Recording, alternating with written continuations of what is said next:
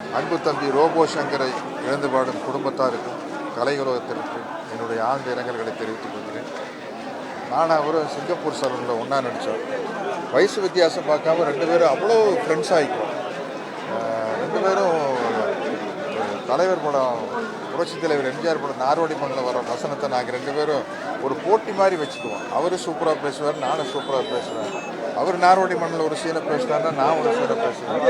ஒரு 2-3 வருஷத்துக்கு முன்னாடி 1001 ரிலீஸ் ஆனப்போ நான், தம்பி மயில்சாமி, ரோபோ சங்கரெல்லாம் ஒன்றா போய் அந்த படம் பார்த்து ஏதோ ஒரு ஸ்கூலில் படிக்கிற குழந்தை மாதிரி வாத்தியார் வர சீனில் எல்லாம் பிசல் அடித்து கைதட்டி மகிழ்ந்த அந்த நிலைமைகள் எல்லாம் எனக்கு பசுமையாக ஞாபகத்தில் இருக்குது. ரொம்ப மனசுக்கு வேதனையான ஒரு விஷயம். 46 வருஷம் ஆச்சு.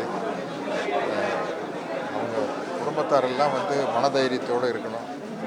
ஆழ்ந்த இரங்கல். ஒரு மிக அற்புதமான கலைஞனை நம்ம இழந்திருக்கிறோம். ஒரு மிகச்சிறந்த மனிதாபிமானி, ஒரு நல்ல ப்ரொடியூசர்ஸ், டைரக்டர்ஸ் ஆக்டரு, ரொம்ப கோஆப்ரேட் பண்ணுவார். ஒரு அற்புதமான ஒரு குடும்பம், மனைவியும் மகனும் அவ்வளவு பேரன்பானவங்க. எல்லாத்தையும் இழந்துட்டு எல்லாத்தையும் விட்டுட்டு போயிட்டார்.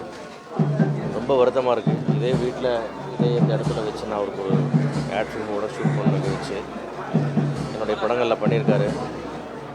நடுவில் ஒரு துபாய் போனபோது கூட மிகச்சிறந்த டயட்டில் அழகாக எதுவுமே சாப்பிட மாட்டாங்கன்னு சொல்லிட்டு ரொம்ப பர்ஃபெக்டாக இருந்தார். சரி, உடம்பு சரியாயிடுச்சு, மீண்டும் வந்துடுவார் நிச்சயமாக நம்பிட்டு இருந்தோம் எல்லாருமே. பட் திடீர்னு ஏதோ ஒரு உடல்நிலையில் ஏதோ ஒரு பிரச்சனை திடீர்னு மாதிரி ஆகிடுச்சு. மிகப்பெரிய ஷாக் எங்களுக்கு எல்லாமே. ஏன்னா ரொம்ப டவுன் டு எர்த்து பழகக்கூடிய ஆள், அவ்வளவு அன்பாகவும் அவ்வளவு மரியாதையாகவும் நடக்க தெரிஞ்ச ஒரு அருமையான மனிதர் அவர். நிறைய ஏராளமான பொருளாதார சிக்கல்கள் இருந்தாலும் அதெல்லாம் தாண்டி மகளுக்கு ஒரு பிரமாதமான கல்யாணத்தை பண்ணி எல்லாமே ரொம்ப நல்லா வந்திருந்த நேரம், குழந்தைகள்லாம் பிறந்த நேரம். பேரிழப்பு குடும்பத்துக்கு கண்டிப்பாக அந்த குடும்பத்தோடு நாங்கள் எல்லோரும் உறுதுணையாக இருப்போம். அவருடைய ஆத்மா சாந்தி அடைய இறைவனை வேண்டுகிறேன்.